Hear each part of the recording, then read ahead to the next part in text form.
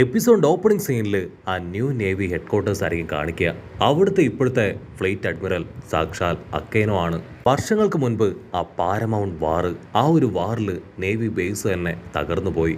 അതുകൊണ്ട് navy base ആണെങ്കിൽ ഇപ്പോൾ കുറെ കൂടെ സ്ട്രോങ് ആയിട്ട് അവർ കെട്ടി ഉയർത്തിയിരിക്കുകയാണ്. മാത്രമല്ല അവിടെയുള്ള നേവി സോൾജിയേഴ്സിന് നല്ല ട്രെയിനിങ് ഒക്കെ കൊടുത്ത് കുറെ കൂടെ അഡ്വാൻസ്ഡും ഫ്ലെക്സിബിളും പവർഫുള്ളും ഒക്കെ ആക്കി മാറ്റി. ഈ നേവി ബേസിന്റെ ന്യൂ ഫോർട്ട് അതിരിക്കുന്നത് ന്യൂ വേൾഡിന്റെ എൻട്രൻസിൽ തന്നെയാണ്. സോ അത് താണ്ടി നമ്മുടെ ആൾക്കാരോ പൈററ്റ്സോ അങ്ങനെ ആരെങ്കിലും വരാൻ ശ്രമിച്ചിട്ടുണ്ടെങ്കിൽ തീർച്ചയായിട്ടും നേവിക്കാർക്ക് കറക്റ്റായിട്ട് ഇൻഫർമേഷൻ കിട്ടി അവരെ പിടികൂടും. അവിടുന്ന് അങ്ങനെ കട്ട് ചെയ്ത് അക്കേനോയെ കാണിക്കും. അക്കേനോ ആണെങ്കിൽ ലൂഫിയുടെ ന്യൂസൊക്കെ കേട്ട് അങ്ങനെ ഫുൾ കലിപ്പിൽ നിൽക്കുകയാണ്. ആൾക്കിപ്പോൾ ഏറ്റവും ദേഷ്യവും വിരോധമൊക്കെ ഉള്ളത് ആ ബ്ലൈൻഡ് മാൻ നേവി ഓഫീസറിനോടാണ്. അവനോട് ട്രഫാർഗർ ലോയുടെയും ആളോട് ലോയുടെയും ലൂഫിയുടെയും തല അത് വെട്ടിയെടുത്തുകൊണ്ട് വരാനാണ് അക്കേനോ പറഞ്ഞത്. പക്ഷെ ആള് അത് ചെയ്തില്ല. അക്കേനോ ആണെങ്കിൽ ചാടി എഴുന്നേക്കും. ആ ബ്ലൈൻഡ് മാൻ അവൻ മറി ജോയ്സിലേക്ക് പോയല്ലേ, ഞാൻ അവൻ ഓൾറെഡി ഒരു വാണിംഗ് കൊടുത്തതാണ്. ലോയുടെയും ലൂഫിയുടെയും തലയില്ലാതെ നേവി ബേസിൽ കാലുകുത്താൻ പാടില്ല എന്ന്. എന്റെ നിർദ്ദേശത്തെ ലംഘിച്ച് അവൻ അവരുടെ തല കൊണ്ടുവരാതെ ഇപ്പോ മറി ജോയ്സിലേക്ക് പോയിരിക്കുകയാണല്ലേ. ഒരു കാരണവശാലും അവന് ഞാൻ പണിഷ്മെന്റ് കൊടുക്കാതെ വെറുതെ വിടില്ല. അക്കേനോ ആണെങ്കിൽ അവിടെ ഉണ്ടായിരുന്ന സോൾജിയേഴ്സിനെ അവിടേക്ക് വിളിച്ചു വരുത്തുകയാണ്. നിങ്ങൾക്ക് എത്ര ധൈര്യം ഉണ്ടെങ്കിൽ അവനെ ആ മറി ജോയ്സിലേക്ക് കടത്തിവിടും. ഇതിനവർക്കാണെങ്കിൽ എന്താ പറയണ്ടേന്ന് അറിയില്ല. കാരണം ആ ബ്ലൈൻഡ് മാൻ നേവി ഓഫീസർ അവിടുത്തെ സോൾജിയേഴ്സിനോട് ആവശ്യപ്പെട്ടത് മറി ജോയ്സിലേക്ക് പോകണം എന്ന് മാത്രമാണ്. മറി ജോയ്സിലെ നേവി ബേസിലേക്ക് പോകണമെന്ന് ആള് പറഞ്ഞിട്ടില്ല.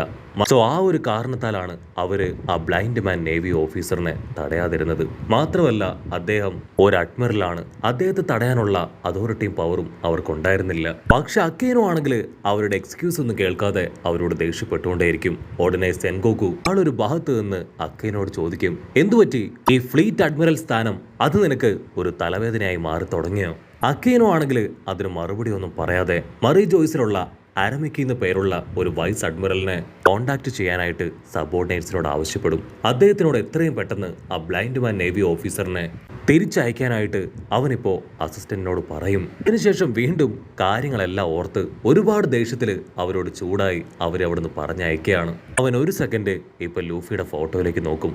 ലൂഫിയുടെ ഫോട്ടോ കാണുമ്പോൾ തന്നെ അവന്റെ കൺട്രോൾ പോവും. അവൻ പല്ലൊക്കെ കടിച്ച് ആ ഫോട്ടോ അങ്ങനെ കൈകൊണ്ട് ചുരുട്ടും. ആ ഒരു വലിയ വാറില് ലൂഫിയുടെ ബ്രദറിനെ കൊന്നതുപോലെ അവനെ കൊന്നുകളയണമെന്നും അക്കേനെ ഒരുപാട് ആഗ്രഹിച്ചതാണ്. അത് കഴിയാത്തതിൽ അവന് വലിയ കുറ്റബോധവും വിഷമവും ഒക്കെ ഉണ്ട്. തീർച്ചയായിട്ടും എൻ്റെ കൈകൊണ്ട് തന്നെ ഞാൻ അവനെ കൊല്ലൂന്ന് പറഞ്ഞ് പല്ലൊക്കെ കടിച്ച് അക്കേനോ അങ്ങനെ ഇരിക്കുകയാണ്. അടുത്തുള്ള കിസറു ആണെങ്കിൽ അവൻ പല്ലൊക്കെ ഇറുക്കുന്നത് കണ്ട് ചിരിക്കുകയാണ്. വാവ്, ലൂഫി ഒരു ചെറിയ പയ്യനാണെങ്കിലും അവൻ ചെയ്തു വെക്കുന്ന കാര്യങ്ങളൊക്കെ വളരെ വലുതാണ്. 2.5 ബില്യണിലെത്തി അവൻ്റെ ബൗണ്ടി. കിസറു അങ്ങനെ പറയും തോറും ഇവിടെ അക്കേനോടെ കലി അത് കൂടി അവന്റെ കൈ അങ്ങനെ കത്തിയെരിഞ്ഞ് ആ ഒരു ലൂഫിയുടെ നോട്ടീസ് പേപ്പർ അത് കത്തിയെരിയാണ്. ഇതിനെ വൈറ്റ് ബിയർഡിനെ ഇല്ലാതാക്കിയപ്പോ പകുതി പ്രശ്നം അത് സോൾവ് ആയെന്നാണ് അക്കേനോ കരുതിയത്. പക്ഷെ ഇപ്പൊ പ്രശ്നങ്ങൾ അത് കൂടി വരികയാണെന്ന് പറഞ്ഞ് അക്കേനോ അവൻ അവിടേക്ക് ഇവിടേക്ക് നടക്കും. ആക്ച്വലി വൈറ്റ് ബിയർഡ് ആള് മരിക്കുന്നതിന് മുൻപ് പറഞ്ഞത് ചിലര് ഓൾറെഡി റോജറിന്റെ വില്ലിനെ ഫോളോ ചെയ്തു പോവും, മറ്റു ചിലര് എയ്സിന്റെ വില്ലിനെ ഫോളോ ചെയ്തു പോവും. അവരെ എന്തൊക്കെ ചെയ്ത് തകർത്താലും അവരുടെ ഉള്ളിലെ ബ്ലഡ് ബോണ്ട് അതൊരിക്കലും തകരില്ല. ആ ഒരു വെറും ലക്ഷ്യമൊക്കെ തന്നെ അടുത്ത ജനറേഷൻ ലക്ഷ്യമാക്കി പാസ്സായിക്കൊണ്ടേയിരിക്കും. ആ ഒരു ഫയർ അത് കറക്റ്റായിട്ട് ഒരാൾ ഫോക്കസ് ചെയ്ത് ഈ ലോകത്ത് തന്നെ വിറപ്പിക്കുന്ന പൈററ്റ് കിങ്ങായി മാറും. അവനെ കണ്ട് സെൻഗോക്കുവും അക്കേനോവും എന്തിന് ഈ വേൾഡ് പോലും പേടിച്ചു നിൽക്കും. അക്കേനോ ആണെങ്കിൽ ആ കാര്യങ്ങളെല്ലാം ഓർത്ത് കൂടുതൽ ദേഷ്യത്തിൽ നിൽക്കുകയാണ്. കട്ട് ചെയ്താ ഇവിടെ സെൻഗോക്കു ആളാണെങ്കിൽ ക്യാഷ്വലായിട്ട് ആളുടെ ആടിന് കുറച്ച് ഫുഡൊക്കെ കൊടുത്ത് അതിനോട് സംസാരിക്കുകയാണ്. ആളാണെങ്കിൽ ആ ആടിനോട് പറയും, നീ ഈ കടല് കണ്ടില്ലേ, അതുപോലെയായിരുന്നു ലൂഫി. അവൻ ആദ്യം ശാന്തമായിട്ട് പീസ്ഫുൾ ആയിട്ടാണ് ഈ പൈററ്റ്സുകളുടെ ഇടയിലേക്ക് വന്നത്. പക്ഷെ ഇപ്പൊ അവൻ ഭയങ്കര പവർഫുൾ ആണ്. ഗ്രേറ്റ് പൈററ്റ് എറായിൽ അവൻ ഈ കൊച്ചു പ്രായത്തിനിടയിൽ തന്നെ ഒരു മെമ്പറായി മാറിയെന്ന് പറഞ്ഞ് ലൂഫിയുടെ ഫോട്ടോ ഒക്കെ ആടിന് കാണിച്ചു കൊടുക്കും. അവിടെ അങ്ങനെ കട്ട് ചെയ്ത് ഫ്ലാഷ് ബാക്ക് കാണിക്കുകയാണ്. ഫ്ലാഷ് ബാക്കിൽ ആ ഇമ്പിൾ ടൗണിൽ എയ്സിനെ ലോക്ക് ചെയ്തത് കാണിക്കും. ആ ഇമ്പിൾ ടൗൺ ജയിലാണ് നേവിക്കാരുടെ ഏറ്റവും ഭയാനകവും എഫക്റ്റീവ് ആയിട്ടുള്ള ഒരു ജയില്. അവിടെയാണ് എയ്സിനെ പോലുള്ള ഒരുപാട് പേരെ അടച്ചിട്ടിരിക്കുന്നത്. കഴിഞ്ഞ 20 വർഷമായിട്ട് അവിടുന്ന് ആരും തന്നെ രക്ഷപ്പെട്ടു പോയിട്ടില്ല. പക്ഷെ ലൂഫി അവന്റെ ബ്രദറിന് വേണ്ടി ബഗ്ഗി, നമ്പർ 3 എന്നിവരുമായി ആ സെല്ലിലേക്ക് കടന്നുകൂടി അവന്റെ ബ്രദറിനെ രക്ഷിക്കാൻ ശ്രമിച്ചു. വലിയ പവറൊന്നും ഇല്ലാതിരുന്ന ലൂഫി അവൻ ജയിൽ വാർഡനുമായിട്ട് ഫൈറ്റ് ചെയ്ത് ആ ബഗലന്റെ പോയിസണിൽ പെട്ടുപോയി. ആ സമയത്ത് ലൂഫിക്കാണെങ്കിൽ ഹോക്കി പവറില്ല. അതുകൊണ്ട് തന്നെ ആ പോയിസണിൽ വീണ് അവന്റെ ജീവൻ നഷ്ടപ്പെടുന്ന ഘട്ടത്തിലേക്ക് എത്തി. പക്ഷെ ലൂഫിയുടെ ഭാഗ്യത്തിന് അവൻ ഇവാൻകോയുടെ കയ്യിൽ വന്ന് പെട്ടു. ഇവാൻ ആണെങ്കിൽ ഒരുപാട് കഷ്ടപ്പെട്ട് ട്രീറ്റ്മെന്റ് ഒക്കെ കൊടുത്ത് കിണത്തെ പോയി തൊട്ട് മുഖാമുഖം കണ്ട് തിരിച്ചു വന്ന ലൂഫിയെ തിരികെ ജീവിതത്തിലേക്ക് കൈപിടിച്ചുയർത്തി. ലൂഫിക്കാണെങ്കിൽ അവന്റെ ബ്രദറിനെ ആ ജയിലിൽ നിന്ന് രക്ഷിക്കാനായിട്ട് കഴിഞ്ഞില്ല. അതിനു മുൻപ് തന്നെ എക്സിക്യൂഷനായി എയ്സിനെ അവിടുന്ന് കൊണ്ടുപോയിരുന്നു. ലൂഫി ആണെങ്കിൽ അടങ്ങാൻ തയ്യാറായില്ല.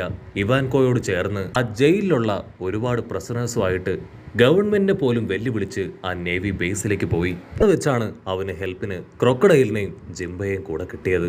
അവരെല്ലാവരും ചേർന്ന് ആ നേവി ബേസിലേക്ക് എത്തി. ഇംബിൾ ടൗണിൽ നിന്ന് ആദ്യമായിട്ടാണ് ഒരു കൂട്ടം പ്രസനേഴ്സ് പുറത്തു പോകുന്നത്. അവർക്ക് ആ ഗേറ്റ് ഓഫ് ജസ്റ്റിസ് അത് കടന്ന് മാത്രമേ നേവി ബേസിലേക്ക് എത്താനായിട്ട് കഴിയൂ. അത് തകർക്കുക എന്നത് ഇമ്പോസിബിൾ ആണ്.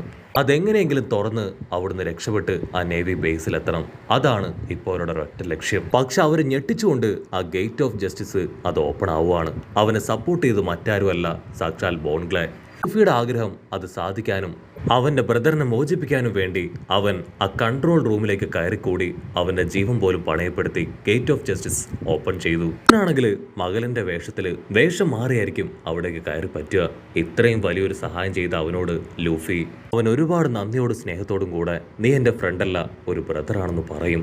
അത് കേട്ട് അവൻ പൊട്ടിക്കരയും. അവനാണെങ്കിൽ നിലവിളിച്ചു പറയും, ലൂഫി ഇനി ഒരു സെക്കൻഡ് പോലും നീ ഇവിടെ നിൽക്കാനായിട്ട് പാടില്ല.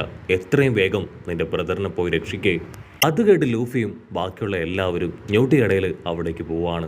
ഇവിടെ എയ്സിനെ ആ നേവി ബേസിൽ ഒരുപാട് സ്ക്വാഡൊക്കെ വെച്ച് റൗണ്ട് ചെയ്ത് നിൽക്കുകയാണ്. ആ സമയം എയ്സിന്റെ പപ്പ അത് മറ്റാരുമല്ല, സാക്ഷാൽ കോൾഡ് ഡി റോജറാണെന്നുള്ള കാര്യം വെളിപ്പെടുത്തുകയാണ്. ആ ഒരു വലിയ സത്യം എല്ലാവരും ഒരു ഞെട്ടലോട് കൂടെ ആയിരിക്കും കേൾക്കുക.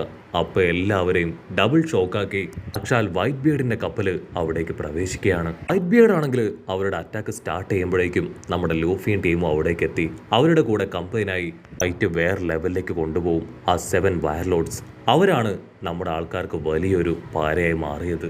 എയ്സ് ആണെങ്കിൽ ലൂഫിയെ ഒരുപാട് പിന്തിരിപ്പിക്കാനായിട്ട് ശ്രമിക്കും. പക്ഷെ ലൂഫി ആണെങ്കിൽ അതെല്ലാം മറികടന്ന് അവനെ രക്ഷിക്കാനായിട്ട് അവന്റെ അടുത്തേക്ക് ഫ്ലൈ ചെയ്ത് വരും. അപ്പൊ അവിടുന്ന് അങ്ങനെ സൂം ഔട്ട് ചെയ്ത ഈ കാര്യങ്ങളെല്ലാം ആലോചിച്ച് അക്കൈനോ അവൻ ഫുൾ കലിപ്പിൽ നിൽക്കുന്നതോടു കൂടെ ഈ ഒരു എപ്പിസോഡും അവസാനിക്കുന്നു.